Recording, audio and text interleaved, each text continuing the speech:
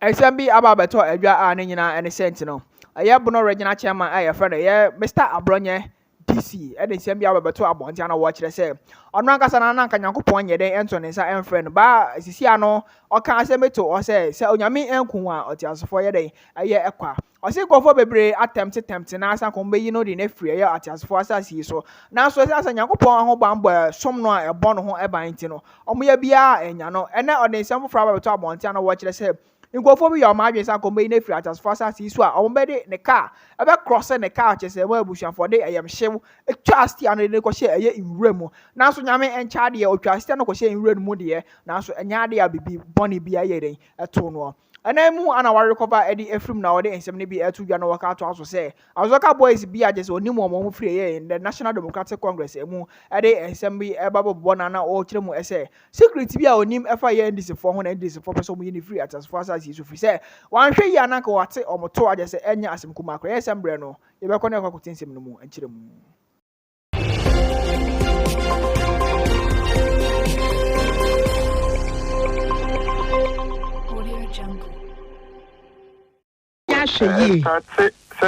Count na o start scratch na nsuo na treacherous na ana de bi body nyina from team ekosi na ase de bi onye bia o start free ho na eko ento se ma ye nsuro di ayate ministry ne so ye bom abaso pa ya da super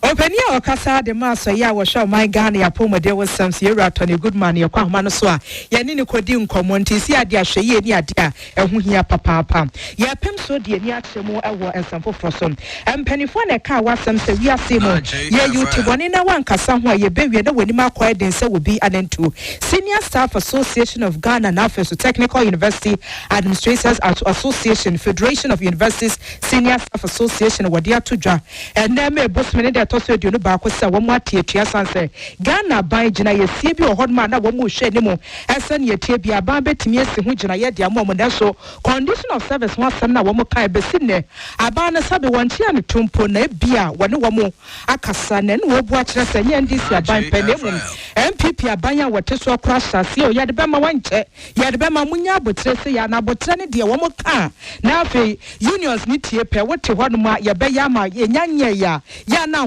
de ne eni honum tietia no ene ya na hyase ma adesua fo mo suapon mu fusafo kradi mu akotena kire se wedie ase annual de ne person se June mu ena school ye ba bebie ntie koba ne strike ne kosom na dapot ya wo mu koye adwuma ye hye de ne mu dia na wo mu bua kire se yade bi ha dwenem National Labour Commission 21st se fusak for tuag ena Afeso SSA University of Ghana for gina nyentum na afei won kopie mo classroom dem sane be ya adesua ne adekire ebetimi akoso na pani kwankyerefo ya wodan kitahudi anom edema National Labour Commission Aram Doche Kwame Totime Junior wa chirechire nso wono kra de wote strike no wo mo de ahye no se na den commission to nsafra senka me bosome no ne de toso du miensa ne to nsafra sa yire so na due me bosome ne de toso edu ba ko nanka mo be pie mo commission nkyɛnsa ne be ya mo betimi esi nkonwa na afi enkomo twetwe etimi akoso ne ya to nsafra mo ma ye obi anka hwe ye te ya ne se mo to nsafra nsɛntrofo a mo kyerɛ sɛ ye ni abre ko ye nkyele ya ye nkɔkyerɛ de adesua nkoso no wɔ se eba ne sa wobuo ne ne de sefata no wo ma Fama commission no eti won asem no na e kire se asem a won adin kan etu ho na mo akọ strike edada ya through a press release ye nya ye free media houses ni bi eho eno nti ye hu se won sabi amfa obuo ni media ama commission no esan se Labour Commission no and act 651 of 2003 no emane to me say ensembia etete safa adwumayefo ne adwumawura no montem no wonhwe no CC enti sabi se commission na to ne safra wa e wo sa oba na obetie asem kora wo ansana o ana montu bi a watu yeti ane sa no pay won e de on na de egufo so won ye adwuma to ba commission no anim no na emra kwan so no under the Labour Act no we ni kwan say commission no etie on asem no esan senke wo so won bi nkan ba na na yɛhwɛ die wo mu ansa ɛno nti commission na ɛka kyerɛ wɔn sɛ ɔnkɔ calling off the strike no with immediate effect na ɔnkɔ nkɔyɛ adwuma na afei wɔn ɛnsan mmra bio na afei yɛne wɔn tena ase ɛne wɔ adwumawura no na yɛnhwɛ asɛm no mu ne yɛhu deɛ ɛwɔ mpɔkyɛnti a ama ɔmpɛ sɛ ɔtu saa anammɔn no. Ebusia eni ekwete pani kwankyerɛfoɔ ya wɔdan kitahudi anom edema National Labour Commission yewra eram Dr. Kwame Totime Junior Nesem eno no wenti yakwa no so na yene National Chairman edema Senior Staff Association of Ghana George Anson Kwakodi enkomo strike di ase efum Ghana for yemu pa yewra kwa ba nwumre Mira Anson Atemenka na JFL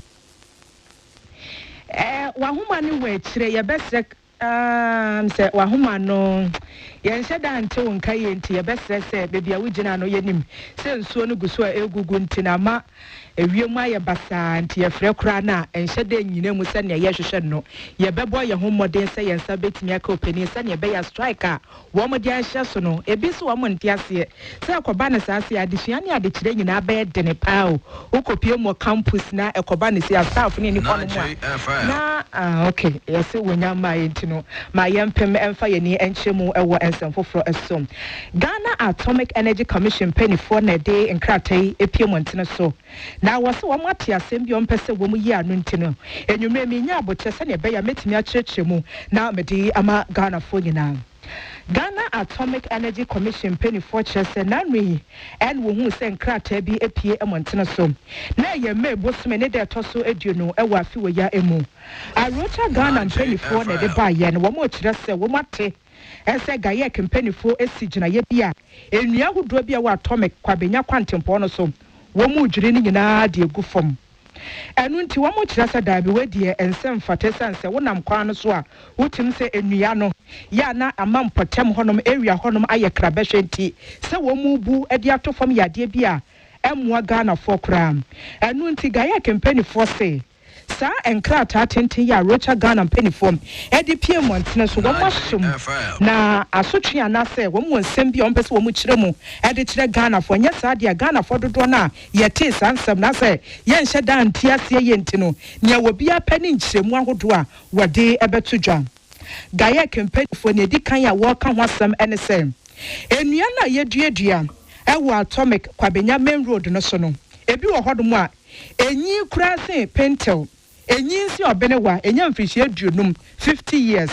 na sane de bia da ensuo to na wia bo na ehye no ene na sefo ntino bon se nnuane bi wo hono ma nintin na sase a epiepie emontene so ene bi so ayemre pa ye boho ase nkontomre hugya so wo hwa ne nkrabata na se branches ne bia ene ECG poles na se cables ne bi ene wo mu di ehurusie e wo wiem honom ne etoso mienu enie was last year 2024 ye nyina ye hunu bibra ensu anu odin from majampa